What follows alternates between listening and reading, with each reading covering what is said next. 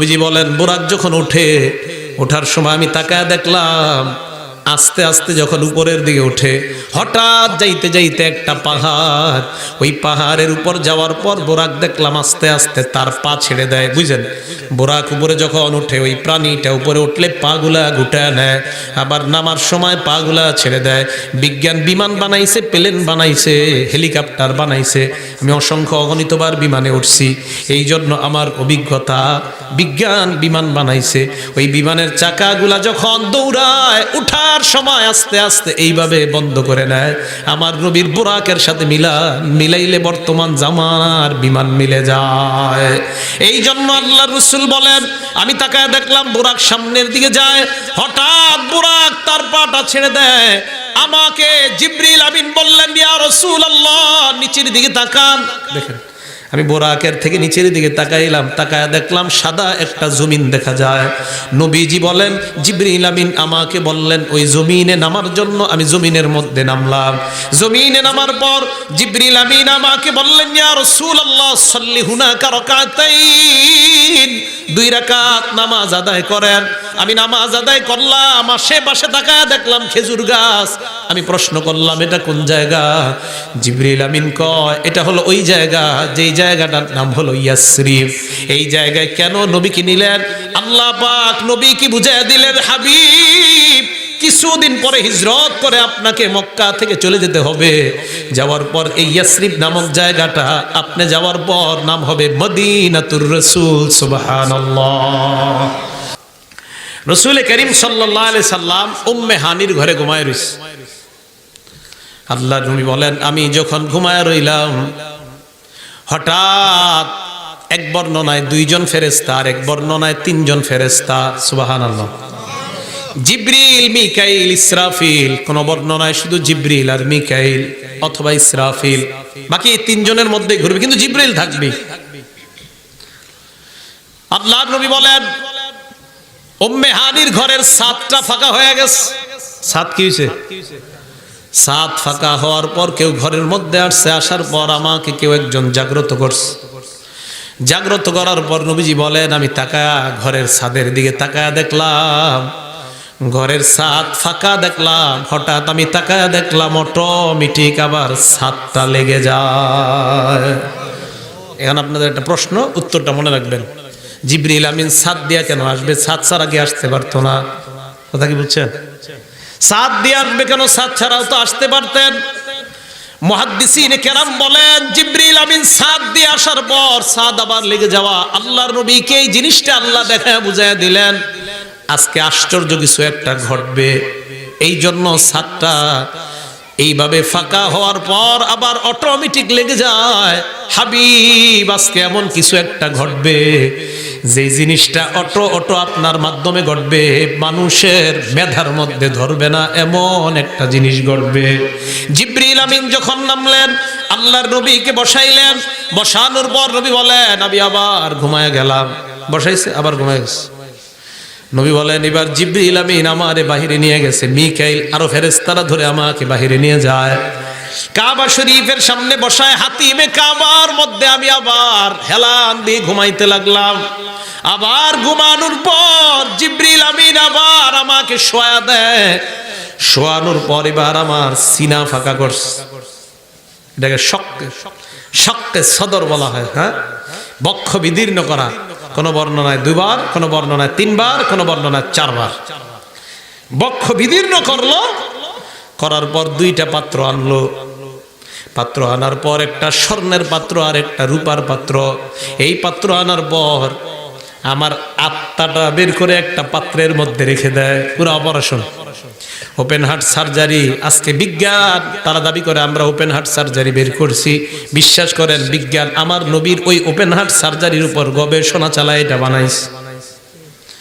আল্লাহ রাসূল সাল্লাল্লাহু আলাইহি ওয়াসাল্লাম তারা গবেষণা করছে মানুষের এই সিনা ফাড়ার পরেও মানুষ মরে না। এর প্রমাণ সবচেয়ে বড় মুহাম্মাদুর রাসূলুল্লাহ সাল্লাল্লাহু আলাইহি ওয়াসাল্লাম।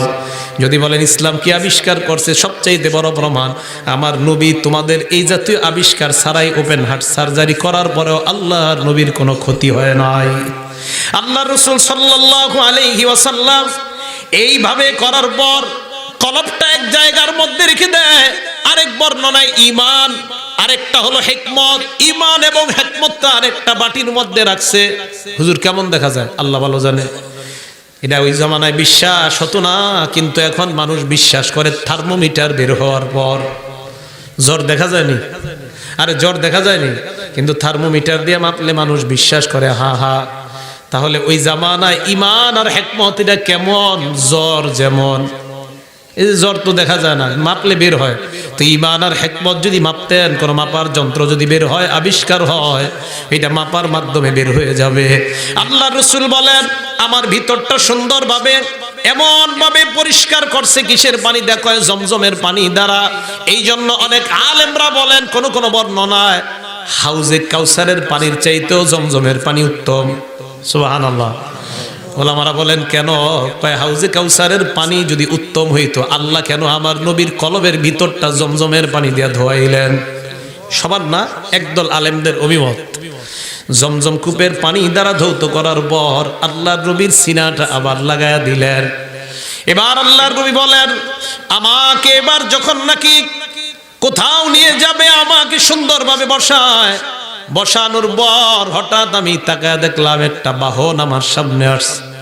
এই বাহনটা গাদা না খচ্চর না, এর মাঝামাঝি দেখতে একটা বাহন। মা বাইনা বলছে নবীজি হাদিসের মধ্যে, মা বাইনা মানে মাঝামাঝি। ফরস শব্দের অর্থ ঘোড়া, তো কেউ বলছেন ঘোড়া এবং খচ্চর অথবা গাদা খচ্চরের মাঝামাঝি একটা প্রাণী। নবী বলেন কালারটা কেমন? কয় কালারটা সাদা। আরেক বর্ণনায় সাদা, মাঝে মাঝে আবার একটু অন্য কালার। বোরাককে বোরাক কেন বলা হয়? কয়েকটা কারণে। এক নাম্বার, বোরাক শব্দটা বারিকুন শব্দ থেকে বের হয়েছে। বারিকুন শব্দটা আবার বের হয়েছে বারকুন থেকে। বারকুন মানে বিদ্যুৎ। বারকুন মানে কি? এই বোরাকটা বারিকুন থেকে যদি হয়, আর যদি বারকুন থেকে হয়, বারকুন থেকে যদি বোরাক হয়, বারকুন শব্দ থেকে যদি বোরাক শব্দ হয়, এর অর্থ হবে বিদ্যুৎ যেমন চোখের পলকে এক জায়গা থেকে কোটি কোটি মাইল দূরে চলে যায়, বোরাক ওইভাবে মুহূর্তের মধ্যে বিদ্যুতের চাইতে আরো দ্রুত গতিতে সামনে চলে যায়। এই জন্য বোরাককে বোরাক বলা হয়। আরেক বর্ণনায় বোরাক শব্দটা বারিকুন শব্দ থেকে, বারিকুন শব্দ থেকে যদি হয়, এর অর্থ হবে বোরাকটা দেখতে সাদা, মাঝে মাঝে অন্য অন্য কালার আছে। আল্লাহর নবী বলেন বোরাক আমার সামনে আসার পর এই জায়গায় অনেকগুলা বর্ণনা আছে, বোরাক উঠাইতে চায় না। বর্ণনাগুলা দুর্বল হওয়ার কারণে বর্ণনাগুলো আমি আপনাদের সামনে উল্লেখ করি না। নবী বলেন বোরাক আমার সামনে আসছে। হ্যাঁ, আপনারা কিন্তু এরকম শুনছেন যে বোরাক আসার পর বোরাক লাফাইছে, উঠতে নিব না। তো এই জাতীয় কিছু বর্ণনা আছে, বর্ণনাগুলো দুর্বল। তো দুর্বল বর্ণনা আজকে আমরা না যাই, সহি বর্ণনাগুলোর মধ্যে আগাই। বোরাক সামনে আসার পর জিবরিল আমিন উঠলেন সামনে, আমি বসলাম মাঝে, পিছনে বসলো মিকাইল। বসার পর এবার বোরাক আস্তে আস্তে উঠতেছে। দেখেন এই জায়গাটা বুঝেন। নবীজি বলেন বোরাক যখন ওঠার সময় আমি তাকায় দেখলাম আস্তে আস্তে যখন উপরের দিকে ওঠে, হঠাৎ যাইতে যাইতে একটা পাহাড়, ওই পাহাড়ের উপর যাওয়ার পর বোরাক দেখলাম আস্তে আস্তে তার পা ছেড়ে দেয়। বুঝলেন, বোরাক উপরে যখন ওঠে, ওই প্রাণীটা উপরে উঠলে পাগুলা গুটায় নেয়, আবার নামার সময় পাগুলা ছেড়ে দেয়। বিজ্ঞান বিমান বানাইছে, প্লেন বানাইছে, হেলিকপ্টার বানাইছে। আমি অসংখ্য অগণিতবার বিমানে উঠছি, এই জন্য আমার অভিজ্ঞতা। বিজ্ঞান বিমান বানাইছে, ওই বিমানের চাকাগুলা যখন দৌড়ায়, উঠার সময় আস্তে আস্তে এইভাবে বন্ধ করে নেয়। আমার নবীর বোরাকের সাথে মিলাইলে বর্তমান জামানার বিমান মিলে যায়। এই জন্য আল্লাহ রাসূল বলেন আমি তাকায় দেখলাম বোরাক সামনের দিকে যায়, হঠাৎ বোরাক তার পাটা ছেড়ে দেয়। আমাকে জিবরিল আমিন বললেন ইয়া রাসূলুল্লাহ নিচের দিকে তাকান। দেখেন আমি বোরাকের থেকে নিচের দিকে তাকাইলাম, তাকায় দেখলাম সাদা একটা জমিন দেখা যায়। নবীজি বলেন জিবরিল আমিন আমাকে বললেন ওই জমিনে নামার জন্য। আমি জমিনের মধ্যে নামলাম। জমিনে নামার পর জিবরিল আমিন আমাকে বললেন ইয়া রাসূলুল্লাহ সাল্লি হুনাকা রাকাতাইন, 2 রাকাত নামাজ আদায় করেন। আমি নামাজ আদায় করলাম, আশেপাশে তাকায় দেখলাম খেজুর গাছ। আমি প্রশ্ন করলাম এটা কোন জায়গা? জিবরিল আমিন কয় এটা হলো ওই জায়গা, যেই জায়গাটার নাম হলো ইয়াসরিব। এই জায়গায় কেন নবীকে নিলেন? আল্লাহ পাক নবীকে বুঝাইয়া দিলেন হাবিব কিছুদিন পরে হিজরত করে আপনাকে মক্কা থেকে চলে যেতে হবে। যাওয়ার পর এই ইয়াসরিব নামক জায়গাটা আপনি যাওয়ার পর নাম হবে মদিনাতুর রাসূল। সুবহানাল্লাহ। মদিনা হবে যেটা, ওই জায়গায় নামাজ পড়াইলেন। আল্লাহর নবী কয় আবার বোরাকে চড়লাম। চড়ার পর বোরাক আবার সামনের দিকে যায়। যাইতে যাইতে হঠাৎ আমি তাকায় দেখলাম একটা রাস্তা। কি দেখলাম? রাস্তা। রাস্তার এক মাথার মধ্যে একজন বৃদ্ধ দাঁড়ায় আছে। কে বৃদ্ধ? সাদা চুল একজন বৃদ্ধ দাঁড়ায় আছে। আমার ডাক দেয়, মুহাম্মদ এই দিকে আসো। ডাক দিস। জিবরিল আমিন কয় তার ডাকে সাড়া দিয়ে না। নবীজি কয় আমি তো তার ডাকে সাড়া দেওয়ার প্রশ্নই আসে না। আমি সামনে গেলাম, যাওয়ার পর দেখলাম একটা বুড়ি সামনে দাঁড়ায় আছে। কে? বুড়ি। নবীজি বললেন আমাকেও ডাক দেয়। আমি সামনের দিকে গেলাম, হঠাৎ আমি তাকায় দেখলাম অনেক সুন্দরী একজন রমণী আমাকে ডাক দেয়। ডাক দেওয়ার পর আমি তার দিকেও তাকাইলাম না। বারবার ডাক দেয়, আমি ভ্রুক্ষেপ করলাম না। নবী বলেন লাম্মা ইলতাফাত ফালাম আলতাফিতু ইলাই, আমি তার দিকে ভ্রুক্ষেপ করলাম না। জিবরিল আমিন কয় চলেন। সামনে গেলাম। যাইতে যাইতে হঠাৎ আমি একটা জায়গা দেখলাম। ওই জায়গাটার মধ্যে জিবরিল বলেন আমাকে নামার জন্য। আমি নামলাম। নামার পর বললেন 2 রাকাত সালাত আদায় করে নেন। আমি আদায় করলাম। করার পর আমি প্রশ্ন করলাম কোন জায়গা? ওইটার নাম হলো তুর পাহাড়, যেই পাহাড়ে মুসা নবী আল্লাহ সাথে সরাসরি কথা বলতেন। আল্লাহর নবী বলেন আমি আবার বুরাকে চললাম। সামনের দিকে যাইতে যাইতে হঠাৎ আরেকটা জায়গায় আমি নামলাম। নামার পর ওই জায়গায় আমি নামাজ আদায় করলাম। আমি প্রশ্ন করলাম জিবরিল কোন জায়গা? জবাব দিলেন ইয়া রাসূলুল্লাহ এটা হলো ওই জায়গা যেই জায়গায় ঈসা আলাইহিস সালাতু ওয়াস সালামকে বাবা ছাড়া বৈধ পন্থায় মায়ের মাধ্যমে আল্লাহ দুনিয়ার মধ্যে পাঠায়া দেয়। আল্লাহর নবী কয় বুরাকের উপর চললাম, আবার সামনে গেলাম। হঠাৎ আমি শুনলাম কে যেন কয় আসসালামু আলাইকা ইয়া রাসূলুল্লাহ, ইয়া রাসূলুল্লাহ। সুবহানাল্লাহ বলে। আরেক বর্ণনায় কে জানি কয় আসসালামু আলাইকা ইয়া আউয়াল। আরেক বর্ণনায় কে যেন কয় আসসালামু আলাইকা ইয়া আখির। আরেক বর্ণনায় কে যেন গায়েব থেকে কয় আসসালামু আলাইকা ইয়া হাশিম। তিনজনে তিনটা সালাম দিস। নবীজি কয় জিবরিল কে আমারে সালাম দেয়? জিবরিল আমিন কয় এবার আপনি শুনেন। ওই যে রাস্তা দিয়ে দেখলেন বুড়া, এই বুড়া অন্য কেউ না, ইবলিস আপনারে ডাক দিছে। আপনি ডাকে সাড়া না দিয়ে ভালো করছেন। বুড়িটা মারা যায় পড়ে যায় অবস্থা।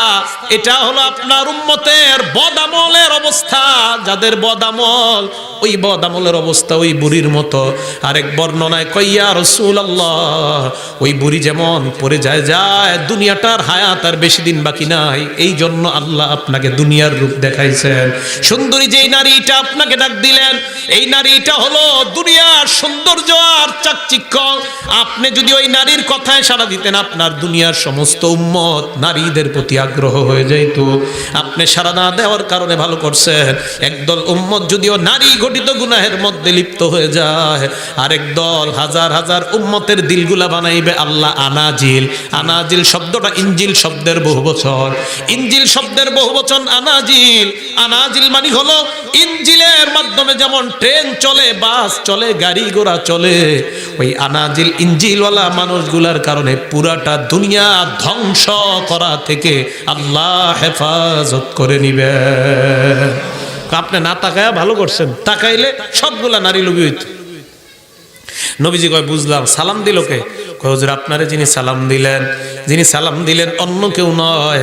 এক নাম্বার যিনি সালাম দিয়েছে তিনি আপনার আব্বা ইব্রাহিম আলাইহিস সালাতু ওয়াস সালাম। 2 নাম্বার মুসা, 3 নাম্বার ঈসা আলাইহিস সালাতু ওয়াস সালাম আপনাকে সালাম দিয়েছেন। আল্লাহর নবীকে এবার জিবরিল কয় হুজুর আবার ওঠেন বুরাকে। নবী বুরাকের উপর উঠলেন। এবার আল্লাহর নবী কয় আমি সামনে চলতে লাগলাম। হঠাৎ একদল মানুষের সামনে দিয়ে আমি গেলাম। ওই মানুষটার দিকে তাকায় দেখলাম কেউ একজন তার পাশে দাঁড়ায় আছে। ওই মানুষটাকে দেখলাম মাথার মধ্যে আঘাত করে, আঘাত করার পর মানুষের শরীরটা ক্ষত বিক্ষত হয়ে যায়, চূর্ণ বিচূর্ণ হয়, আবার শরীর ঠিক হয়ে যায়, আবার আঘাত করে আবার এমন হয়ে যায়। আমি প্রশ্ন করলাম কারা? জিবরিল কয় সামনে চলেন। সামনে গেলাম, সামনে যাওয়ার পর আল্লাহর নবী কয় আমি তাকায় দেখলাম একটা বিশাল বড় গর্ত, গর্তের মধ্যে আগুন ধাউ ধাউ করে জ্বলতেছে। হঠাৎ আমি তাকায় দেখলাম উলঙ্গ নারী পুরুষ দেখা যায়। একবার আগুনের উত্তপ্ত, যে আগুনের উত্তপ্ত নিস্ফুলিঙ্গ, আমি তাকায় দেখলাম নারীরা একবার উপরে ওঠে আবার নিচে যায়, আবার উপরে ওঠে আবার নিচে যায়। নবীজি বলেন আমি প্রশ্ন করলাম এরা কারা? জিবরিল আমিন কয় সামনে চলেন। আমি সামনে গেলাম। এবার যাওয়ার পর দেখলাম এই জায়গাটা একটু শ্রদ্ধার সাথে আমরা শুনবো। আল্লাহর নবী কয় একদল নারীদেরকে আমি দেখলাম, তাদের শরীরের যে একটা সৌন্দর্য অংশ আছে ওই অংশটার সাথে কিছু একটাকে বেঁধে রাখছে। আমি দেখলাম ভয়ঙ্কর ভাবে নারীরা ঝুলে আছে। আল্লাহর নবী কয় আমি ভয় পেয়ে গেলাম। এই কথা বলার পর নবীজি প্রশ্ন করলেন জিবরিল এরা কারা? জিবরিল কয় সামনে চলেন। আমি সামনে গেলাম, যাওয়ার পর দেখলাম একদল মানুষ ফসল লাগায়, লাগানোর সাথে সাথে ফসল হয়ে যায়, আবার ফসল কাটে, আবার ফসল লাগায়, আবার ফসল হয়ে যায়। নবীজি বলেন আমি প্রশ্ন করলাম কারা? জিবরিল কয় সামনে চলেন। আমি সামনে গেলাম। হঠাৎ আমি তাকায় দেখলাম একটা লোক কাঠ ভর্তি একটা বস্তার মধ্যে ঢুকায়, ঢুকানোর পর ওই বস্তাটা যখন ফিল আপ হয়ে যায় মাথার মধ্যে উঠায়, উঠানোর পর আবার লোকটা পড়ে যায়, আবার বস্তার মধ্যে কাঠ ভরে, আবার উঠায় আবার পড়ে যায়। আল্লাহর নবী বলেন প্রশ্ন করলাম কারা? কয় সামনে চলেন।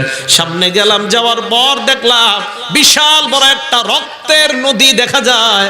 ওই রক্তের নদীর মধ্যে একদল মানুষ সাঁতার কাটে, আর একদলকে তাকায় দেখলাম রাস্তার মধ্যে পাড়ের মধ্যে দাঁড়ায় পাথর মারে। মানুষগুলা সাঁতার কাটতে কাটতে যেই মাত্র নদীর কিনারায় আসে, আসার পর পাথর মারলে আবার নদীর মাঝখানে চলে যায়। আমি বললাম এরা কারা? জিবরিল আমিন বলি ইয়া রাসূলুল্লাহ এবার আপনি শোনেন, যেই মানুষটাকে দেখলেন মাথা ভাঙতেছে বারবার, এরা হলো বেনামাজির দল, যারা দুনিয়ায় নামাজ পড়ে নাই। এই নামাজ না পড়ার কারণে এদের এই শাস্তি। নবীজি বলেন কতদিন? কয় কিয়ামত পর্যন্ত এইভাবে আঘাত চলতে থাকবে। আওয়াজ দিয়ে বলেন নাউজুবিল্লাহ। আল্লাহর নবী কয় আরেকটা ব্যক্তি আমি দেখলাম, যে ব্যক্তিটাকে দেখলাম দেখেন করাত দিয়ে তার এই গালটা কাটা হয়, করাত দিয়ে এই গাল কাটার পর নবী বলেন ওই করাতটা নিয়ে ওই পাশে যায়, যাওয়ার পর এই গালটা কাটে। এই গাল কাটতে দেরি দেখে আগের গালটা আবার সমান, বুঝছেন? আবার এই পাশে আইসা এই গালটা কাটে, কাটতে দেরি আবার ওই গালটা ঠিক হয়ে যায়। নবী বলেন এরা কারা? জিবরিল আমিন বলে ইয়া রাসূলুল্লাহ এরা হলো দুনিয়ার মধ্যে যারা মিথ্যা প্রচার করত তারা।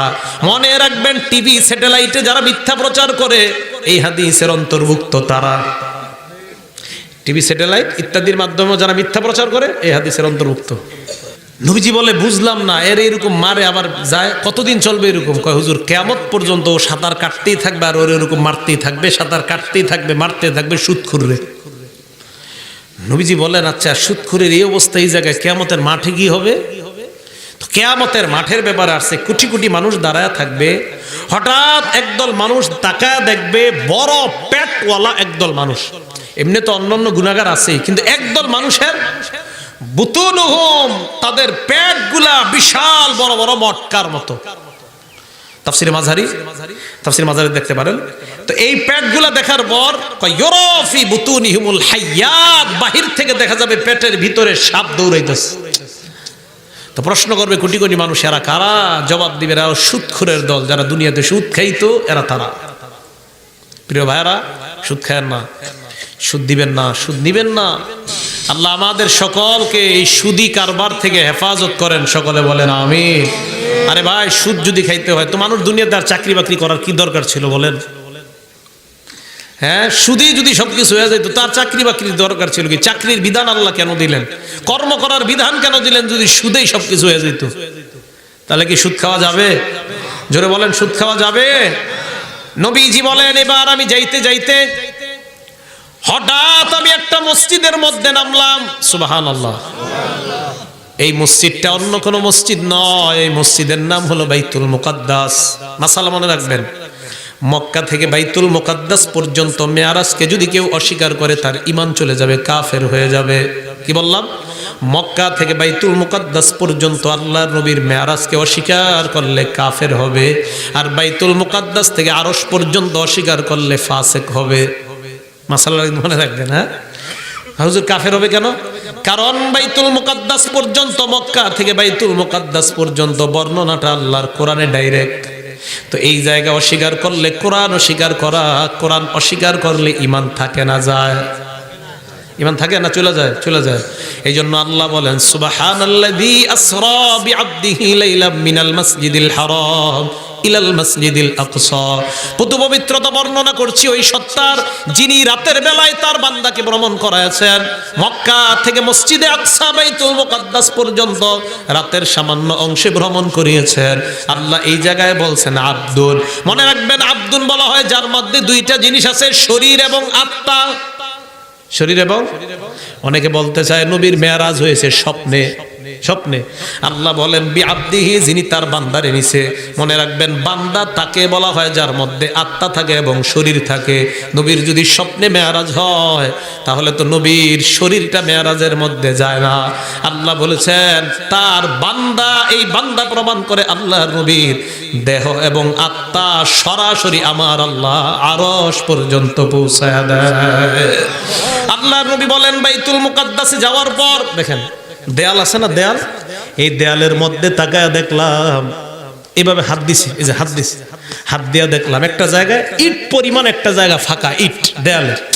তো হাত দিয়া দেখি এটা ফাঁকা কিনলে, মুহাদ্দিসিনে কেরাম লেখছে ওই ইটের জায়গাটায় অন্যান্য নবীরা, যেমন ইব্রাহিম আলাইহিস সালাম, আপনারা খালি মনে করেন বোরাক আমাদের নবী চালাইছে, ইব্রাহিম নবীও বোরাক চালিয়েছে, এটারও প্রমাণ আছে। সুবহানাল্লাহ।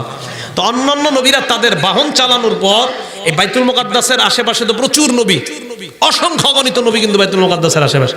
আল্লাহ বলেছেন বারাকনা হাওলা, বাইতুল মুকাদ্দাসের চতুর্পাশকে আমি আল্লাহ বরকতপূর্ণ করেছি। কেন বলছেন? অসংখ্য অগণিত নবী আমি এই জায়গায় দিয়েছি। তো নবীরা ঘোড়া চালিয়ে, উট চালিয়ে, ইব্রাহিম নবী বোরাক চালিয়ে। ইব্রাহিম নবী কিন্তু একই সময়ে দুই জায়গায় কাজ করতেন, মক্কায়ও বাইতুল মুকাদ্দাসেও। কোনো দিন সকালবেলা উনি বাহন চালাইতেন, বিকালে গিয়ে মক্কায় পৌঁছতেন, রাতে হাজারাকে সময় দিয়ে পরের দিন আবার চলে যেতেন। এটা আমাদের আলোচনার বিষয় না, সূরা আলী ইমরানের তাফসিরে গেলে ওই আলোচনা তখন। তো এই জায়গার মধ্যে ইটটা এইভাবে দিলেন, ইট এই মানে ইটের মতো একটা, তো এইভাবে হাত দেওয়ার পর দেখি কি এটা কেমন জানি ফাঁকা হয়ে গেছে। জিবরিল আমিনকে বললেন, জিবরিল এই জায়গাটা এরকম ফাঁকা কেন? কয় হুজুর এইটা আসলে ফাঁকা ছিল। ফাঁকা থাকার কারণ হলো আগের নবীরা তাদের বাহনগুলা এই জায়গায় বাঁধতেন। আজকে আপনার বোরাক আসছে, এই বোরাকও বাঁধবেন। কয় বাঁধার কি দরকার? বোরাক তো কোথাও যাবে না। জিবরিল আমিনের এই বর্ণনায় বোঝা যায় আল্লাহর নবী বোরাকটা বাঁধবেন, এটার অর্থ হলো অন্যান্য নবীরা একটা সুন্নত আদায় করতেন, ওই সৌন্দর্য অনুযায়ী যেন নবী তার বাহনটা বেঁধে অন্যান্য নবীদের সুন্নত আদায় করে নেয়। বোরাক ওই জায়গায় বাঁধার পর আল্লাহর নবী বলেন আমি মসজিদের মধ্যে ঢুকলাম, তাকায় দেখলাম মসজিদ ভর্তি মানুষ। সুবহানাল্লাহ। একটু পরে ফজরের নামাজ হবে, মানে ফজরের টাইম আর কি। নবীজি কয় ওই টাইমে কোনো নামাজের সময় না, নফল হয়তো তাহাজ্জুদ। আমি তাকায় দেখলাম পুরা মসজিদ ভরা মানুষ। জিবরিল আমিন আমারে ইশারা দিয়ে কয় সামনে চলেন। নবীজি কয় কেন? কয় চলেন সামনে। নবীজি বলেন আমি সামনে চললাম, আমারে ফাঁকা করে দেওয়া হয়। আমি সামনে যাওয়ার পর তাকায় দেখলাম কেউ দাঁড়ানোর জায়গা নাই, ইমামের জায়গাটা খালি। জিবরিল আমিন কানের গোড়ায় মুখ লাগায় কয় ইমামের জায়গায় অন্য কেউ দাঁড়াবে না, সবাই দাঁড়িয়ে আছে আপনার ইমামতির নামাজ আদায় করার জন্য। যান সামনে যান। তো নবীজি সামনে গেলেন, নামাজ পড়াইলেন 2 রাকাত। জিবরিল আমিন কানের গোড়ায় মুখ লাগায় কয় জানেন কারা নামাজ পড়ছে? কয় কারা? মানুষরা পড়ছে। মানুষরা পড়ছে। মানুষ বলতে এই তো অসংখ্য অগণিত মানুষ, এরাই তো পড়ছে। কয় না না, জিবরিল আমিন কয় যত নবী আল্লাহ পাঠাইছেন 1,24,000 2,24,000 যে বর্ণনাটা শোনেন এটা দুর্বল বর্ণনা, মনে রাখবেন। এটা তাফসীর ইবনে কাসিরে যদিও আসছে বর্ণনাটা দুর্বল, আসলে নবীর সংখ্যা কত আল্লাহ ভালো জানেন। আপনারা কিন্তু পেছ লাগায় না, 1 লক্ষ 2 লক্ষ বর্ণনাটা আছে কিন্তু দুর্বল। আসলে নবীর সংখ্যা কত এটা ভালো জানে কি একমাত্র আল্লাহ। যত নবী আল্লাহ দুনিয়ায় পাঠাইছেন সমস্ত নবীরা সহ বাহিরে আল্লাহর কোটি কোটি ফেরেশতারা আজকে আপনার পিছনে 2 রাকাত নামাজ জামাতের সাথে আদায় করে নেয়। তো নবীজি বলেন, নামাজের সালাম ফেরানোর পর আমি বসে রয়েছি, হঠাৎ দেখি মসজিদের কোনায় একটা মিটিং। সুবহানাল্লাহ। মসজিদের কোনায় আবার কিসের মিটিং? আরে এটা কি? তাবলিগ জামাতের ভাইরা দেখেন না মসজিদের কোনায় দাঁড়ায় যায় বয়ান করে, এরকম কি মসজিদের কোনায় আবার এটা কি? জিবরিল আমিন কানে কানে কয়, হুজুর চলেন, আপনিও যাইতে হবে, ওই জায়গায় যোগ দিতে হবে। কয় কেন? কয় এটা হলো সংবর্ধনা অনুষ্ঠান। কয় কিসের? কয় ইব্রাহিম আলাইহিস সালাতু ওয়াসসালাম এবং আদম নবী, ওনাদের 2 জনের পরিচালনায় আপনাকে সংবর্ধনা দেওয়ার জন্য একটা আয়োজন করা হয়েছে। কি আজীব চিন্তা করেন। নবীজি বলেন আমি গেলাম, যাওয়ার পরে এবারে ইব্রাহিম আলাইহিস সালাতু ওয়াসসালাম দাঁড়ায় গেলেন। পরিচালনা ইব্রাহিম নবী, মানে উপস্থাপক। ইব্রাহিম নবী দাঁড়ায় বললেন, এখন আপনাদের সামনে ভাষণ দিবেন বাবা আদম। আদম নবী দাঁড়ায় ভাষণ দিলেন, আলহামদুলিল্লাহিল্লাযী জাআলানি আবাকুম, সমস্ত প্রশংসা আল্লাহর যিনি আমাকে তোমাদের বাবা বানাইছে। কি করে দেখেন, স্পেশালি বিশেষভাবে মুহাম্মদের মতো সন্তান আল্লাহ আমাকে দান করেছে, এই জন্য সমস্ত প্রশংসা আল্লাহর। সব নবীরা এক এক পর ভাষণ দিছে। আদম নবী দিছে, মুসা নবী দিছে, ঈসা নবী, এক একজনের পর এক একজনের ভাষণ দেওয়ার পর ইব্রাহিম আলাইহিস সালাতু ওয়াস সালাম ভাষণ দিয়ে দাঁড়ায় কয়, মুহাম্মদ সাল্লাল্লাহু আলাইহি সাল্লাম, ইব্রাহিম নবীর ভাষণ শেষ হওয়ার পর এখন আপনাদের সামনে সমাপনী বক্তব্য দিবে মুহাম্মদ সাল্লাল্লাহু আলাইহি সাল্লাম, আমার সন্তান মুহাম্মদ এখন আপনাদের সামনে সমাপনী বক্তব্য দিবেন। আমাদের নবীজি দাঁড়াইছে। তো নবীজি দাঁড়ানোর পর নবীজি সাল্লাল্লাহু আলাইহি সাল্লাম এমন একটা ভাষণ দিছে। এই ভাষণ দেওয়ার পর ইব্রাহিম আলাইহিস সালাতু ওয়াস সালাম দাঁড়ায় নবী অন্যান্য নবীদেরকে বলতেছে, আপনারা এই যে মুহাম্মদের ভাষণ শুনলেন কি বুঝে আসলো দেখেন। তো নবীরা বলেন যে ওনার ভাষণের আপনার উপস্থাপনা শৈলী, ভাষার মাধুর্যতা এবং তার সাবলীল উপস্থাপনা সবই সুন্দর বলতেছে। ইব্রাহিম নবী কয়, আমার সন্তানের ভাষণ প্রমাণ করে, ওর ভাষণটাই প্রমাণ করে আল্লাহ কেন তাকে শ্রেষ্ঠ নবী বানাইছে। ভাষণ পর্ব শেষ। বলেন তো নবী মেরাজে গেছে যেই বাহনের নাম, এই বাহনটার নাম কি? আপনারা জানেন বোরাক দিয়ে গেছে। নবীজি 5টা বাহন দিয়ে গেছে মেরাজে। বলেন কয়টা? হ্যাঁ কয়টা? 1 নাম্বার বোরাক, বলেন সবাই বোরাক। 2 নাম্বার জিনা, বলেন জিনা। জিনা মানে হলো লিফটের মতো একটা সিঁড়ি। সুবহানাল্লাহ। 3 নাম্বার আজনিহাতুল মালাইকা, ফেরেশতাদের ডানা। 4 নাম্বার জানাহু জিবরিল, জিবরিল আমিনের ডানা। 5 নাম্বার রফরফ নামক একটা বাহন। তাহলে বোরাকে নবীজি যাওয়ার সময় বাহন ব্যবহার হয়েছে মোট 5টা। কয়টা? এবার আল্লাহ রাসূল সাল্লাল্লাহু আলাইহি ওয়াসাল্লাম আবার বোরাকের উপর উঠলেন। বোরাকে ওঠার পর এবার জিনা নামক সিঁড়ি চলে আসছে, লিফটের মতো সিঁড়ি। ওই সিঁড়ি আসার পর মুহাদ্দিসিনে কেরাম বলেন কোনো সমস্যা নাই, বোরাক সহই নবী লিফটের মধ্যে উঠছে। আপনারা হুইল চেয়ার করে রুগী কি লিফটের মধ্যে নেই কি নেই না? বলেন নেই কি নেই না? যদি আমারে আপনারে প্রশ্ন করে, কিরে তোর বাবার উপরে কিভাবে উঠাইছস? আমরা কই হুইল চেয়ার দিয়া। কত কিন্তু সত্য। কিন্তু হুইল চেয়ারটা লিফটের মধ্যে রাখছি, ওই লিফট আমাদেরকে হুইল চেয়ার সহ উঠাইয়া দিস। নবীজি বোরাকের মাধ্যমে আকাশে গিয়েছেন, কোনো সন্দেহ নাই। তবে আল্লাহর রাসূল ওই বোরাক সহ রাসূল সাল্লাল্লাহু আলাইহি ওয়াসাল্লাম লিফটের মতো একটা সিঁড়ির মধ্যে উঠার পর ওই সিঁড়িটা লিফটের মতো জিবরিল আমিন আর আমার নবী এবং মিকাইলকে আল্লাহর প্রথম আসমানে পৌঁছা দেয়। তাহলে বোরাক সহ যদি ওটাতে ওঠে সমস্যা আছে? মানে বোরাক সহ উঠছে, ওইটা উঠায় দিছে নবীজি উপরে। প্রথম আসমানে যাওয়ার পর প্রথম আসমানের দায়িত্বশীল ফেরেশতা, ওই ফেরেশতার নাম ইসমাঈল। কি নাম? ইসমাঈলের অধীনে 12,000 ফেরেশতা। ওই 12,000 ফেরেশতার অধীনে আবার 1,00,000 ফেরেশতা। আজকে ক্যালকুলেটরে হিসাব করবেন মোট কতজন। ইসমাঈলের অধীনে 12,000, 12,000-এর প্রত্যেকের অধীনে আবার 1,00,000 ফেরেশতা। জিবরিল আমিন কয়, ইসমাঈল দরজা খুলে দাও। মুহাদ্দিসিনে কেরাম বলেন এই বর্ণনা প্রমাণ করে কারো বাড়িতে যাইতে হলে অনুমতি নেওয়ার প্রয়োজন আছে না নাই? প্রথম আসমানের দায়িত্বশীল ফেরেশতা কয় কে? জিবরিল কয় আমি জিবরাইল। দেখেন লিডার সাহেবের অনুমতি নিতে হচ্ছে। কয় বুঝলাম আপনার সাথে, কয় মুহাম্মদ। কি কয় দেখেন, কয় উনি যে উপরে আসছে আল্লাহ হুকুম দিছে কিনা, কয় হ্যাঁ আল্লাহ হুকুম দেওয়ার কারণে আসছি। দেখেন একজন নবীকেও সিস্টেম অনুযায়ী আসমানে নিতেছে। এখান থেকে অনেক কিছু শিক্ষার আছে আমাদের। আমরা অনেক কিছু যদি হয়ে যায়, কারো বাড়িতে গেলে একটা বাড়িতে ঢোকার জন্য নিয়ম নীতি আছে। প্রথম আসমানে যাওয়ার পর সমস্ত ফেরেশতারা নবীর সাথে সাক্ষাৎ। প্রথম আসমানে যাওয়ার পর হঠাৎ আল্লাহর নবী একজন মুরব্বির সামনে যায়। যাওয়ার পর মুরব্বি নবীর সামনে আসছে। জিবরিল আমিন কয় সালাম দেন। আমি সালাম দিলাম। সালাম দেওয়ার পর মুরব্বি আমার সালামের জবাব নেয়। আমারে বুকের সাথে ধইরা জড়াইয়া ধরে কয় মারহাবান বিন নবী সালিহ ওয়াল ইবনি সালিহ, স্বাগতম নেককার নবী, স্বাগতম নেককার সন্তান। আমি ওই ব্যক্তিটার দিকে তাকায় দেখলাম, একবার দেখেন উনি ডান দিকে তাকায়, মুরব্বি একবার ডান দিকে তাকায়, তো ডান দিকে তাকায় উনি হাসি দেয়, আরেকবার বাম দিকে তাকায়, বাম দিকে তাকাইলে চেহারাটা মলিন হয়ে যায়। বুঝছেন নি? মুরব্বির দিকে আমি তাকাইলাম, তাকায় দেখলাম একবার ডান দিকে তাকায় চেহারাটা হাসি, আরেকবার বাম দিকে তাকায়, বাম দিকে তাকাইলে চেহারাটা মলিন হয়ে যায়। আমি প্রশ্ন করলাম জিবরিল কি ব্যাপার, এইভাবে ডান দিকে আর বাম দিকের ব্যাপারটা বুঝলাম না। হয় উনি হলেন আদম, আদম আলাইহিস সালাতু ওয়াস সালাম। ডান দিকে তাকাইলে ওনার জান্নাতি সন্তানগুলাকে আল্লাহ দেখা দেয়, আর তাদেরকে দেখে ওনার চেহারাটা হাস্যোজ্জ্বল হয়ে যায়। বাম দিকে তাকাইলে জাহান্নামী সন্তানগুলাকে দেখে তাই চেহারাটা মলিন হয়ে যায়। আল্লাহ নবী বলেন বাবা আদম আমাকে বললেন, হে মুহাম্মদ আমার সন্তান, মানুষগুলাকে বলবা বেশি বেশি আমল করে যেন তারা ডান দিক ওয়ালা উম্মত হয়ে যায়। আল্লাহ নবী বলেন এবার আমি 2 নাম্বার আসমানে গেলাম। দ্বিতীয় আসমানে যাওয়ার পর ঈসা নবীর সাথে সাক্ষাৎ। কোন নবী? ঈসা নবীর সাথে আমার সাক্ষাৎ হওয়ার পর ঈসা নবীর সাথে আমার কথা হয়েছে। মুহাদ্দিসিনে কেরাম বলেন ঈসা নবীর সাথে আল্লাহর নবীর কেন সাক্ষাৎ হয়ে যায়?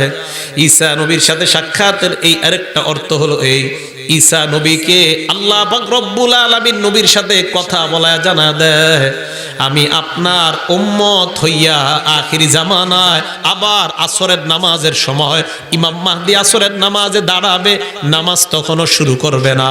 যেই মাত্র জামাত শুরু হবে ইমামতি দাঁড়াবে, আল্লাহু আকবার বলবে, ওই টাইমে আওয়াজ আসবে বাইতুল মুকাদ্দাসের ছাদে কে যেন আসছে। ইমাম মাহদি জনগণকে ওই ছাদের উপর গিয়ে দেখবে ঈসা আলাইহিস সালাতু ওয়াস সালাম বাইতুল মুকাদ্দাসের ছাদের উপর উপস্থিত হয়ে যায়। হ্যাঁ, ঈসা নবী, এটা আমাদের বিষয় না। কিয়ামতের আলামত আলোচনা করলে তখন এই বিষয়। রাসূল করিম সাল্লাল্লাহু আলাইহি সাল্লামের সাথে নবীজির যে ঈসা আলাইহিস সালাতু ওয়াস সালামের কথা হইলো, এর মানে ঈসা নবী যে আসবে এটা একটা পূর্বাভাস। এবার আল্লাহ নবী বলেন আমি 3 নাম্বার আসমানে গেলাম। 3 নাম্বার আসমানে গিয়ে হযরত ইউসুফ আলাইহিস সালাতু ওয়াস সালামের সাথে আমার সাক্ষাৎ। নবীজি বলেন আমার ভাই ইউসুফকে যখন আমার সামনে দেখলাম, আমার মনে হলো আকাশের পূর্ণিমার চাঁদ আমার সামনে বসা দেখা যায়। কে বসা আমার সামনে? আকাশের। এই জায়গাটা একটু শুনেন। এই জায়গায় একটা মুহাদ্দিসিনে কেরাম কারণ লেখছে, ইউসুফ নবীর সাথে আমার নবীর সাক্ষাৎ এই জন্য করাইছেন, আল্লাহর নবীকে আল্লাহ জানায় দেয় হাবিব আপনার উম্মত যাদেরকে আমি জান্নাত দান করব, এদের চেহারাগুলা ইউসুফ নবীর মতো সুন্দর বানাইয়া তাদেরকে আমি জান্নাতবাসী বানায়া দিব। নবী বলেন 4 নাম্বার আসমানে গেলাম। যাওয়ার পর ইদ্রিস আলাইহিস সালাতু ওয়াস সালামের সাথে সাক্ষাৎ। ইদ্রিস নবীর সাথে সাক্ষাৎ করার পর আমি ইদ্রিস নবীর সাথে আমার অনেক কথা হইল। ইদ্রিস নবী আমারে কয় নাতি কেমন আছো? কি কইছে? নবীজি কয় দাদা আপনি কেমন আছেন, বা নানা কইছে। নবীজি আপনি আমারে নাতি কইলেন, ঘটনা কি? কয়টা কারণ আছে। আদম নবী কইছে ছেলে, আদম নবী বলছে ছেলে, ঈসা নবী ভাই, অথবা কোনো বর্ণনায় বাবা বলে সম্বোধন করছে। ইউসুফ নবী ভাই বলছে, মুসা নবীও ভাই বলছে, ইব্রাহিম নবী ছেলে বলছে, হারুন নবী ভাই বলছে। কিন্তু একজনে নাতি বললো কোনো কোনো বর্ণনায়, উনি নাতি বললো কেন? ইদ্রিস নবী কয়ার একটা কারণ আছে। আমি আল্লাহর কাছে চেয়েছিলাম মরণের আগে যেন আমার জান্নাতে ঢুকায়। কিসের আগে? মরণের আগে আল্লাহ যেন আমার জান্নাতটা দেখা দেয়। তো এই জায়গায় একটা বর্ণনা আছে। এই বর্ণনাটা হলো এক ফেরেশতার মাধ্যমে নিয়ে গেছিলেন। তো এই জায়গাটা কিছু দুর্বল সহি মিলায়া বর্ণনা। তো এটা না গিয়ে আমরা ডাইরেক্ট বলি উনি জান্নাতের দরজার সামনে গেছে। যাওয়ার পর জান্নাতের দারোগা রিজওয়ান উনি কয় কি? কয় জান্নাতে ঢুকবে ইদ্রিস নবী, আল্লাহর পারমিশনও আছে। মানে আল্লাহ বলছে ফেরেশতাকে নিয়ে আসতে, ঠিক আছে তো আল্লাহ বলছে নিয়ে আসতে, কিন্তু একটা নিয়ম আছে তো। লিস্টে 1 নম্বরে যার নাম, তার নামটা হলো মুহাম্মদ সাল্লাল্লাহু আলাইহি সাল্লাম। সুবহানাল্লাহ। উনি যাওয়ার আগে তো অন্য কেউ যেতে পারে না। ইদ্রিস নবী কয়, নাতি এত বছর আগে আমি দুনিয়াতে আসছি, তোমার আসার পরেও আমি যাইতে পারলাম না। এরপর ওই ফেরেশতার মাধ্যমে আমি যখন দুনিয়াতে রওনা করলাম, 4 নম্বর আসমানে আসার পর মালাকুল মাউত আমার সামনে আসছে। আসসালামু আলাইকুম ইদ্রিস নবী, কেমন আছেন? ভালো। আরে আপনি এই জায়গায়, আমি তো টেনশনে ছিলাম আপনার। কি টেনশন? আমি টেনশনে ছিলাম, লিস্টে আছে আপনার মৃত্যুটা হবে 4 নম্বর আসমানে, কিন্তু আমি চিন্তায় ছিলাম ইদ্রিস নবী 4 নম্বর আসমানে মৃত্যু হবে মানে কি? আমি টেনশনে ছিলাম, আপনার দেখার পর টেনশন দূর হয়ে গেছে। এই জন্য অনেকের বর্ণনা মতে ইদ্রিস নবীর কোনো কবর দুনিয়াতে পাওয়া যায় না। ইদ্রিস নবীর কবর দুনিয়াতে পাওয়া যায় না, বেশিরভাগের বর্ণনা। ইদ্রিস নবীর কবর কই আছে দুনিয়াতে? এই পর্যন্ত খালি ইতিহাস চলতেছে, তালাশ চলতেছে, এখনো পাওয়া যায় না। ইদ্রিস আলাইহিস সালাতু ওয়াস সালামের সাথে 4 নম্বর আসমানে দেখা হওয়ার পর নবীজি বলে, আমি 5 নম্বর আসমানে গেলাম। হারুন নবীর সাথে সাক্ষাৎ। কোন নবী? হারুন নবীর সাথে আলাপ আলোচনা করার পর 6 নম্বর আসমানে গেলাম। মুসা নবীর সাথে আমার সাক্ষাৎ। উনি অনেক কথা বললেন আমাকে। হঠাৎ উনি কান্না শুরু করে দিলেন। আমি প্রশ্ন করলাম, কেন কান্না করেন? মুসা নবী কয়, আল্লাহকে আমি বলেছিলাম আমার উম্মত কি পরিমাণ জান্নাতে যাবে। আল্লাহ আমাকে বলেছিলেন এত বিশাল, যেই বিশাল, এত বিশাল, এত বিশাল, অন্যান্য উম্মত আপনার উম্মতের তুলনায় কিছুই না। মুসা নবীকে আমার নবী বললেন, তাহলে কান্না করেন কেন? মুসা নবী কয়, আল্লাহকে আমি বলেছিলাম আমার চাইতে এত পরিমাণ বেশি উম্মত মনে হয় জান্নাতে আর কোনো নবীর উম্মত যাবে না। আল্লাহ আমাকে জবাব দিয়েছেন, না না, শেষ জামানায় আসল আমার নবী, আমার হাবিব পাঠাবো। ওই হাবিবের উম্মত এত পরিমাণ যাবে, চারদিকে তাকাইবেন, শুধু চোখ দেখবেন, আর তাকাইয়া তাদের শেষ সীমানা কোথায় আপনি ওই সীমানা তালাশ করে পাবেন না। তোমার উম্মত তো বেশি হবে, আমার উম্মত এত কম হবে আপনার তুলনায়। কাঁদতেছে, আমার উম্মত কেন গুনাহ করলো, আমার উম্মত আরো কেন বেশি ঈমান আনলো না। নবীজি বলেন, এবার আমি গেলাম 7 নম্বর আসমানে। একটা ঘর, ঘরের পাশে একজন মুরব্বী বসা।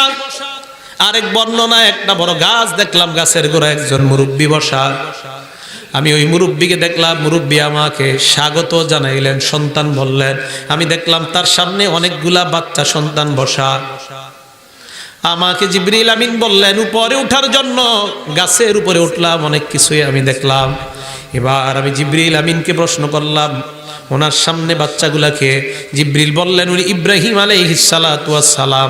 এই বাচ্চাগুলা তারা যারা দুনিয়াতে নিয়ত করেছে আমার সন্তানটাকে কোরআনের হাফেজ বানাবো, পেটে থাকতেও নিয়ত করেছে সন্তানটাকে কোরআনের হাফেজ বানাবো, আলেম বানাবো। দুনিয়াতে আসার পর হাফেজ আলেম বানানো তাদের সাধ্যে কুলায় নাই, অথবা তাদের তৌফিক হয় নাই। এর আগে দুনিয়া থেকে সন্তানটা বিদায় নিয়ে নেয়।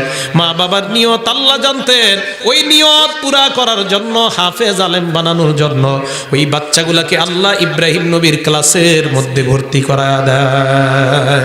এরা হাফেজ হবে, আলেম হবে। আল্লাহর নবী বলেন, এবার আমার সামনে আসছে রফরফ। কি আসছে? এটা হলো এক বর্ণনা। এই 7 নম্বর আসমান পর্যন্ত অনেক ফেরেশতাদের ডানা দিয়ে গেছে। আরেক বর্ণনায় 7 নম্বর আসমানের পর জিবরিল কইছে আমার ডানায় ওঠেন। জিবরিলের ডানায় ওঠার পর জিবরিল আমিন যখন ওনাকে নিয়ে গেলেন, নিয়ে যাওয়ার পর একটা জায়গায় গেলেন, জায়গাটার নাম সিদরাতুল মুনতাহা। বলেন কি নাম? সিদরাতুল মুনতাহায় যাওয়ার পর আল্লাহর নবী বলেন, বড়ই গাছের মতো একটা দেখলাম। এই সিদরাতুল মুনতাহাকে মুনতাহা কেন বলা হয় বাংলাটা মনে রাখবেন, সমাপ্তি সূচক বড়ই গাছ। বলেন বাংলাটা কি? সমাপ্তি সূচক বড়ই গাছ। এর মানে সিদরাতুল মুনতাহা হলো উপরের জগৎ আর নিচের জগতের মাঝখানে একটা বর্ডার। উপরের জগৎ আর নিচের জগতের মাঝে সমাপ্তি। উপরের জগতের সমাপ্তি সিদরা, নিচের জগতের উপরে সমাপ্তি হলো সিদরা। আর মুনতাহা মানে সমাপ্তি। উপর থেকে নিচ পর্যন্ত সিদরাতুল মুনতাহায় থামে, ওখান থেকে ফেরেশতারা নিচে সাপ্লাই দেয়। আবার নিচ থেকে আমলনামাগুলা সিদরাতুল মুনতাহা পর্যন্ত পৌঁছে, ওই জায়গা থেকে আরেক দল ফেরেশতা আল্লাহ পর্যন্ত পৌঁছায় দেয়। নবীজি বলেন, এরপর এই জায়গায় যাওয়ার পর, সিদরাতুল মুনতাহায় যাওয়ার পর, এবার আপনারা শুনছেন রফরফ নামক বাহন আসছে। আনার পর নবীজি ওই বাহনের মধ্যে উঠলেন। এই জায়গায় শুনছেন জিবরিল আমিন নাকি কইছে আমি সামনে গেলে আমি পুরে যেতে পারি। কি হইতে পারি? পুরে যেতে পারি। তা আমি সামনে যাবো না, এরকম শুনছেন না বর্ণনা? সামনে গেলে আমি পুরে যাব। এই বর্ণনা কই আছে আমার নিজেরও জানা নাই। যে জিবরিল আমিন বলছে আমি সামনে গেলে পুড়ে যাব, আমি পাই নাই। যদি ওলামায়ে কেরাম পান আমার জানাই দিন। জিবরিল আমিন এই কথা বলছে, এটা একটা শেরের মধ্যে আছে। শের একটা শের আমি অতটা পারি না। একটা শেরের মধ্যে আছে, কবি বলেন যে আমি যদি আরেক পা সামনে অগ্রসর হই তো আমার পা পুড়ে যাবে, আমার শরীর আপনার পুরো ধম্ব দুলিশাত হয়ে যাবে। এই জাতীয় কথা কোরআন হাদিসের কোথাও আছে কিনা এটা আমার জানা নাই। তাই প্রিয় ভাইরা আমি আপনাদের সামনে বলতে পারতেছি এই কথা। তো জিবরিল আমিন নবীজির থেকে আলাদা হয়েছে কিনা এই কথাও কোথাও নাই। এই জন্য আমি এই জায়গায় স্টপ। জিবরিল আমিন নবীর সাথে গেছে কিনা এটাও আমি জানি না, আলাদা হয়েছে কিনা এটা আমি জানি না। কিন্তু এইখান থেকে আমার মনে হচ্ছে জিবরিল আমিন আলাদা হয় নাই, একদম শেষ পর্যন্তই নবীর সাথে ছিলেন জিবরিল। কারণ জিবরিল আলাদা হয়েছে এই ব্যাপারে সহি কোনো বর্ণনা নাই। আমি তো বলছি, আমি তো আপনাদের স্বীকার করলাম, যদি থাকে আমাকে জানাইতে পারেন। কিন্তু ওই বইটই জাল কিতাব মুকসুদুল মুমিনিন জাতীয় কোনো বইটই বইরা কিন্তু বললেন না আবার। তো জিবরিল আমিন ওই জায়গায় যাওয়ার পর রফরফ আসছে, রফরফে নবীজি উঠলেন। উঠার পর আল্লাহ নবী বলেন উপরে গেলাম, আরেক জায়গায় গেলাম, যেই জায়গাটার নাম শরীফুল আকলাম। শরীফুল আকলাম মানে কলমের ঠন ঠন আওয়াজ। কলম, শরীফ মানে আওয়াজ, আকলাম মানে কলম। আকলাম শব্দটা কলমের বহুবচন, কলম এর শব্দের বহুবচন হলো আকলাম। কলমের আওয়াজ। ওই জায়গায় যাওয়ার পর আমি অবাক হয়ে গেলাম, কিসের আওয়াজ?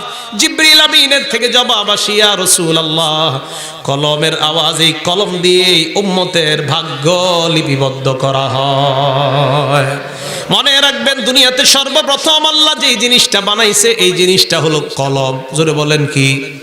এই ব্যাপারে দুইটা বর্ণনা। আউয়ালু মা খালাকাল্লাহুল কলাম, আউয়ালু মা খালাকাল্লাহুল খালকা আল কলাম।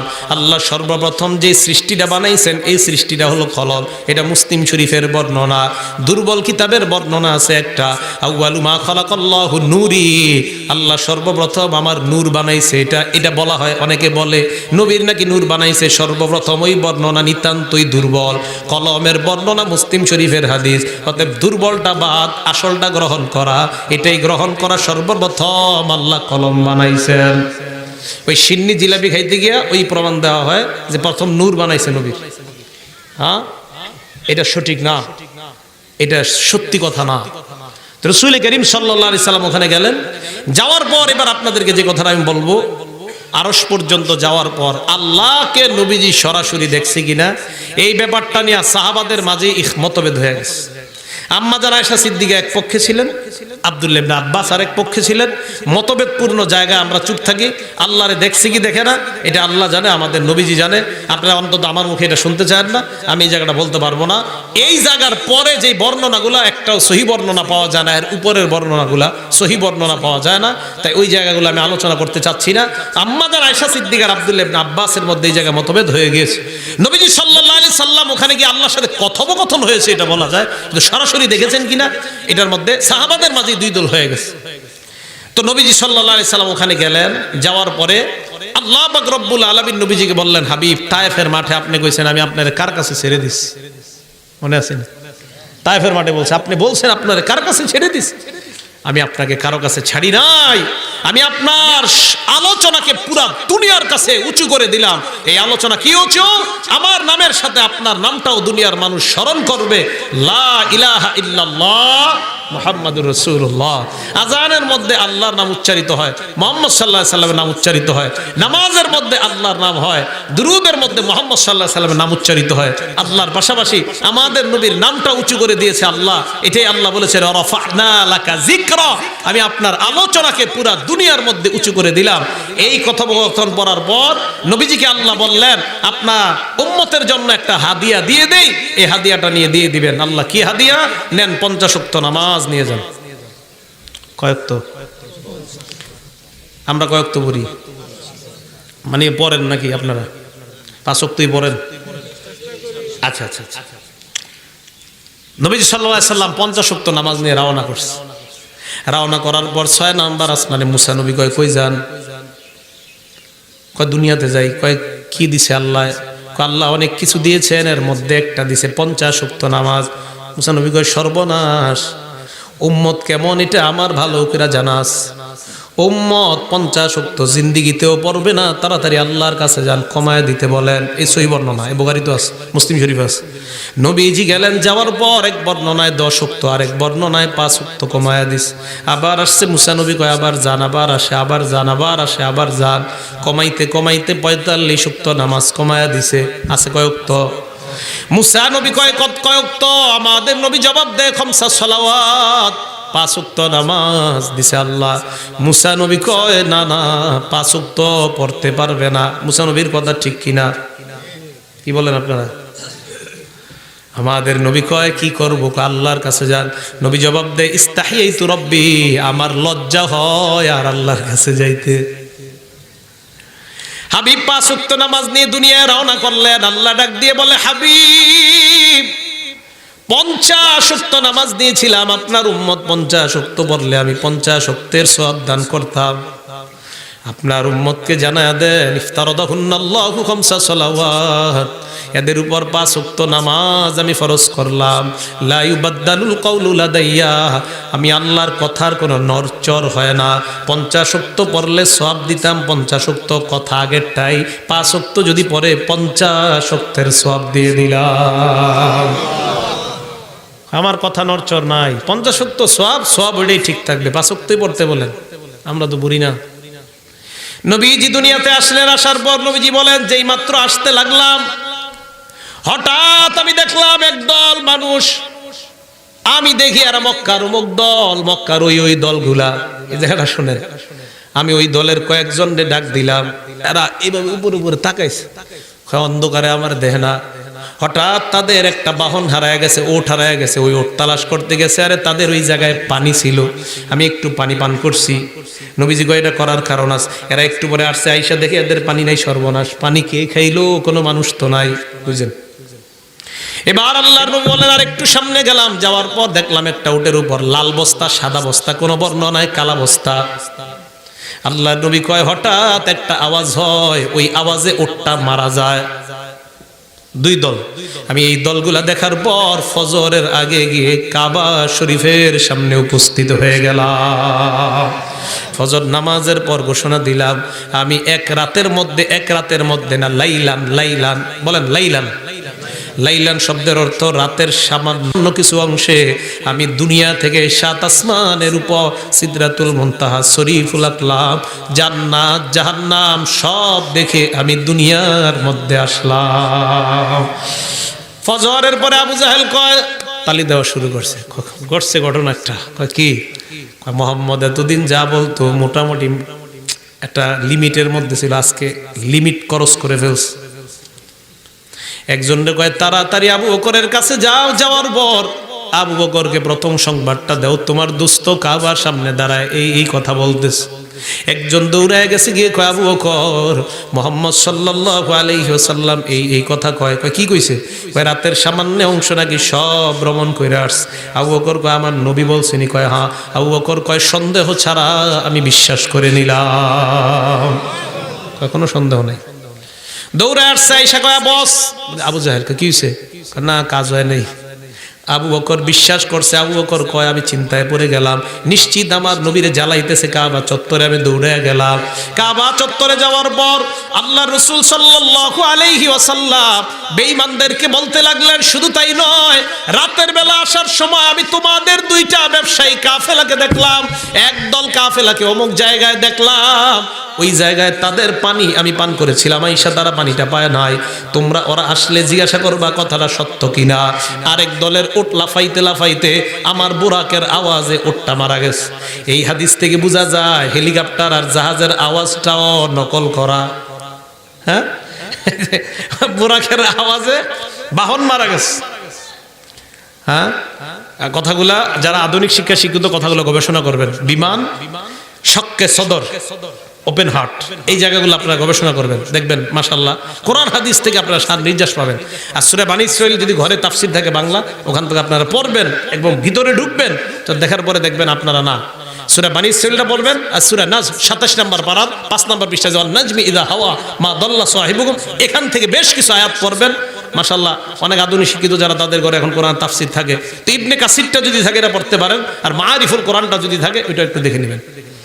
রাসূল করিম সাল্লাল্লাহু আলাইহি সাল্লাম আসার পর যখন এগুলা বললেন, তা আবু জাহেল তো এরকম আয়েশা কয়, মুহাম্মদ তুমি আর কিছু পাইলা না কওয়ার। নবীজি কয় কি বলতে হবে? আবু জাহেল কয় বাইতুল মুকাদ্দাসের কয়টা দরজা কয়টা জানালা। আচ্ছা আপনারা এই জায়গায় যারা আছেন, এই যে আপনাকে এত সুন্দর একটা মসজিদ দেখলাম, আমি তো নাইমা কই, আমি খালি ঘরবাড়ি দেখছি আর মসজিদ দেখছি, ঘরবাড়ির সাথে মসজিদের চেহারা মিলে নেই। এই তো সুন্দর মসজিদে এলাকায় ঢাকায় খালি উপরের দিকে তাকাই। এখন এই যে মসজিদের, আপনাদের এই মসজিদের জানালার শিকগুলা কয়টা আছে কে কে কইতে পারবেন? হ্যাঁ, আপনারা এতদিন নামাজ পড়েন এই জায়গায়, এগুলা কি গন্তে যান আপনারা? বলেন সিঁড়ি কয়টা, এগুলা গন্তে যান আপনারা? আবু জাহেল আহমকের মতো আমাদের নবীজিকে বললেন কয়টা দরজা কয়টা জানালা বলো। তো নবীজি এগুলা গন্তে যায় না, সিজদা করে গেছে, আল্লাহ আমি এখন কি করবো? জিবরিল আমিন কানে কানে কি করবেন মানে মাথা উঠান, সুবহানাল্লাহ। এক বর্ণনায় জিবরিল আমিন পুরা বাইতুল মুকাদ্দাসটা আল্লাহ রাসূলের সামনে এইভাবে পুরা দৃশ্যটা ধরছে এইভাবে, সুবহানাল্লাহ। কারণ জিবরিল আমিনের কাছে এটা কোনো ব্যাপার না, পুরা দুনিয়া জিবরিল আমিন আসমানে নিয়ে আসার মারতে পারে, বাইতুল মুকাদ্দাসটা এইভাবে উঠানো কোনো ব্যাপার না। এক দুই, আরেক বর্ণনায় মুহাদ্দিসিনে কেরাম বলেন মক্কার কাবার সামনে থেকে বাইতুল মুকাদ্দাস পর্যন্ত আল্লাহ পাক রব্বুল আলামিন নবীজিকে বাইতুল মুকাদ্দাস দেখার জন্য একটা অলৌকিক ব্যবস্থা করে দিয়েছেন। ওই জায়গায় বাইতুল মুকাদ্দাসটা জিবরিল আমিন নবীজির সামনে পেশ করতেছে, নবীজি দেইখা দেইখা আবু জাহেল আর বেঈমানদের সামনে এটার বর্ণনা দিতেছে। বর্ণনা দেওয়া শেষ, আবু জাহেল কয় কি রে এইগুলা কেমনে কয়? আর নবীজি এমনে কয়, এই যে দেখেন আমাদের কয় দরজা এতটা, মানে আবু জাহেল দেখে কি মনে হয় যে কিছু দেখে দেখে কইতেছে, আসলে তো দেখেই কইতেছে। আমাদের নবীজি কয় শুধু তাই নয়, কথা আরেকটা বাকি আছে। কয় কি কথা? কয় আগামী বুধবার, কোন বর্ণনায় বুধবারের নামটা আসছে, বুধবার সূর্য ডুবার আগে ওই দুইটা কাফেলা মক্কায় উপস্থিত হবে। এই কথাটা নবীজি অনুমান করে বলছে তাদের সফরের দূরত্ব। 3 দিন পরে আবু জাহেল বদমাশটা, অথবা ওই যেদিন সূর্য ডুববে আর কি, নবীজি বলছে ওই দিন গিয়ে দাঁড়াই রয়েছে আপনার কাবার সামনে। বদমাশ শব্দটা আমার মুখ দিয়ে আইসা পড়ছে, আমি আপনাদের কাছে ক্ষমা চাই, বদমাশ শব্দটা মাইকে বলা ঠিক না। আবু জাহেল আহমকটা, আহমক বদমাশ শব্দটা এটা মাইকে স্মৃতি কটু শোনা যাচ্ছে, বদমাশ শব্দটার জন্য আমি ক্ষমা চাচ্ছি, বদমাশ শব্দ মাইকে বলা ঠিক না। আবু জাহেল রাসূল করিম সাল্লাল্লাহু আলাইহি ওয়াসাল্লাম যখন নাকি এই কথা বলল যে আগামী বুধবার এই কাফেলা আসবে এই জায়গায়, এই কথা বলার পর আবু জাহেল তার সাঙ্গপাঙ্গ নিয়ে দাঁড়ায় রয়েছে। তো দাঁড়ায় থাকার পর সূর্যের দিকে তাকায়, ওই দিকে তাকায়, সূর্যের দিকে তাকায়, আর ওই কাফেলা যে দিক থেকে আসে তাকায়। সূর্য ডুবে যাবে কাফেলা আসে না, কাফেলা আসে না। মুসলিম শরীফের টিকা হাসিয়ার হলো টিকাতে পাবেন আপনারা যে আল্লাহ পাক রব্বুল আলামিন কোন বর্ণনায় 3 নবী, কোন বর্ণনায় 2 নবীর জন্য সূর্যকে থামায়া দিস। সুবহানাল্লাহ। নবীজি সিজদায় পড়ে গেছে, আল্লাহ আমি তো বলে ফেলছি সূর্য ডুবার আগে আসবে, সূর্যের অবস্থা তো মনে হচ্ছে আর আসবে না। হঠাৎ আবু জাহেল এবং তার সাঙ্গপাঙ্গরা দেখে সূর্যের কালারও মানে ডুবার আগে যে কালারটা হয় আমরা তো বুঝি এখন ডুববে, কালার ওরকমই, কিন্তু সূর্য আর জায়গা থেকে নড়ে না। সুবহানাল্লাহ, ওইভাবে আছে সূর্য। অনেকক্ষণ হয়ে গেছে, আবু জাহেল কয় ঘটনা কি, সূর্য ডুবে না কা? হঠাৎ তাকায় দেখে কাফেলা আগমন করতেছে, কাফেলা দেখা গেছে আর আস্তে আস্তে সূর্যটা ডুবে যায়। কাফেলা আসার পর এবার আবু জাহেল সবাইকে প্রশ্ন করতে লাগলো, তোমরা কি অমুক জায়গায় পানি হারায় ফেলছো? আইসা দেখো তোমাদের পানি নাই। কাফেলা কয় তুমি কিভাবে জানলা? আসলেই তো আমরা এরকম গেছিলাম, আইসা দেখি আমাদের পানি নাই, তুমি কিভাবে জানলা? আবু জাহেল কইতে চায় না, অন্যরা বলে দেয় মুহাম্মদ বলছে নাকি ওই দিন মেরাজ হয়েছে, মুহাম্মদের আসার সময় নাকি তোমাদের পানি পান করছে। ওই দলের অসংখ্য অগণিত নগদ কালিমা পড়ে মুসলমান হয়ে যায়। এবার আরেক দলকে আবু জাহেল আর কয় না, মানে কইলে তো সমস্যা। এবার অন্যরা কয় তোমাদের নাকি ওট লাফালাফি করতে করতে মারা যায়, কিভাবে জানলা? কয় মুহাম্মদ বলছে হঠাৎ নাকি একটা আওয়াজ আসছে, ওই আওয়াজটা ছিল বুরাকের আওয়াজ, তোমরা নাকি তাকায়া কিচ্ছু দেখো নাই? কয় হ্যাঁ আমরা আওয়াজ শুনলাম, উপরের দিকে তাকায়া কিছু দেখতে পাই নাই। কে বলছে? কয় মুহাম্মদ। ওদের মধ্যে অসংখ্য অগণিত কালিমা পড়ে মুসলমান হয়ে যায়।